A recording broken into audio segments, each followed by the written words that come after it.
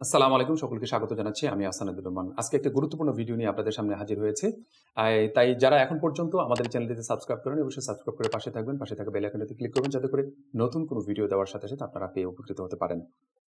অনেকগুলো প্রশ্ন আছে, আজকে এই প্রশ্নের উত্তরগুলো দেওয়ার চেষ্টা করব। সর্বপ্রথম যে প্রশ্নটি সেটা হচ্ছে যে প্রতিদিন যে হারে ফ্রিল্যান্সিং বাড়ছে তাতে করে কি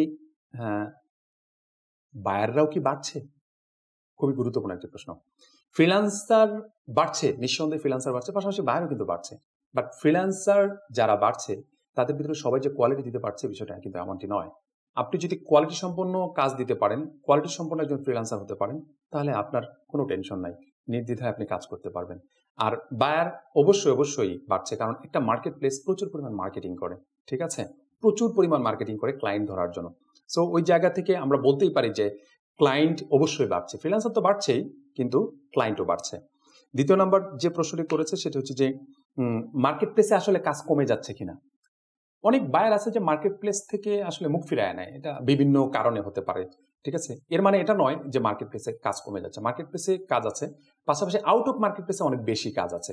সেটা আপনি বিভিন্নভাবে নিতে পারেন, সোশ্যাল মিডিয়ার মাধ্যমে আপনি নিতে পারেন, আপনি আপনার ওয়েবসাইটের মাধ্যমে নিতে পারেন, অথবা ক্লায়েন্টের ওয়েবসাইটের মাধ্যমে আপনি নিতে পারেন। যে কোনোভাবে আপনি আউট অফ মার্কেট প্লেসে কাজ করতে পারেন, ঠিক আছে। তৃতীয় নম্বর প্রশ্ন সেটি হচ্ছে যে মার্কেট প্লেসে কি কোনো একটা সময় কি বন্ধ হয়ে যাবে, কিংবা মার্কেট প্লেসে কাজ কি একবারে হবে না, এই টাইপের কিছু একটা এরকম কোনো সিচুয়েশন সামনের দিনগুলোতে আসতেছে কিনা। আসলে এটা বলা যায় না যে আসলে মার্কেট প্লেস বন্ধ হয়ে যাবে কিনা, তবে আমার কাছে মনে হয় যে মার্কেট প্লেস বন্ধ হওয়ার পসিবিলিটি নাই বললেই চলে, কারণ দিন দিন বিভিন্ন ধরনের মার্কেট প্লেস আসতেছে আমাদের ওয়ার্ল্ডে। এই জন্য আমরা চেষ্টা করব নিজেকে আপডেট রাখার জন্য যে কোন কোন মার্কেট প্লেসগুলো আসতেছে, এই মার্কেট প্লেসগুলোকে রিসার্চ করা, এই মার্কেট প্লেসগুলোতে কাজ করা, এই মার্কেট প্লেসগুলোতে কিভাবে কাজ করতে হয়, এদের পলিসিগুলো কিরকম, এভরিথিং নিয়ে আপনি যখন কাজ করবেন, রিসার্চ করবেন, তখন আমার কাছে মনে হয় অনেক ভালো কিছু করতে পারবেন, ঠিক আছে। আচ্ছা, তারপরে প্রশ্ন হচ্ছে যে ফ্রিল্যান্সিং কেরিয়ারকে বেছে নিব না আসলেই চাকরিকে বেছে নিব। এটা ভাই আপনার একান্তই ব্যক্তিগত একটা বিষয়। অনেকের আছে চাকরি ভালো লাগে, অনেকের আছে ফ্রিল্যান্সিং ভালো লাগে, কিন্তু আমার কাছে মনে হয় চাকরির চেয়ে ফ্রিল্যান্সিংয়ে বেশি সময় ইনভেস্ট করতে হয়, বেশি মেধা ইনভেস্ট করতে হয়, তারপরে আপনার বেশি পরিশ্রম দিতে হয়, এবং এটা ডেডিকেটেড ভাবে দিতে হয়। চাকরি তো আপনার একটা টেন্ডেন্সি থাকে, অনেক সময় আমাদের অধিকাংশের টেন্ডেন্সি থাকে 9টা 5টা আমরা অফিস করব, চলে যাব, কাজ হলে হোক না হলে নাই, সেটা পরের হিসাব। কোম্পানির লসে যাক আর গোল্লায় যাক, সেটা পরের বিষয়। আমি কোনো রকম আমার জায়গা থেকে শুধুমাত্র 9টা to 5টা অফিস করতে পারলে হ্যাঁ হয়ে গেল, বিষয়টা অনেকটা এরকম। কিন্তু ফ্রিল্যান্সিং এর ক্ষেত্রে বিষয়টা এটা কখনোই কাজ করে না। নিজের জায়গা থেকে চেষ্টা করা হয় যে যতটা ভালো করবেন ততটা ভালো কিছু করতে পারবেন। তারপরে প্রশ্ন হচ্ছে যে যারা ফ্রিল্যান্সিং ক্যারিয়ার হিসেবে বেছে নিচ্ছে তারা কি কোনো বিষয়ে ফোকাস করলে সবচেয়ে ভালো কিছু করতে পারবে।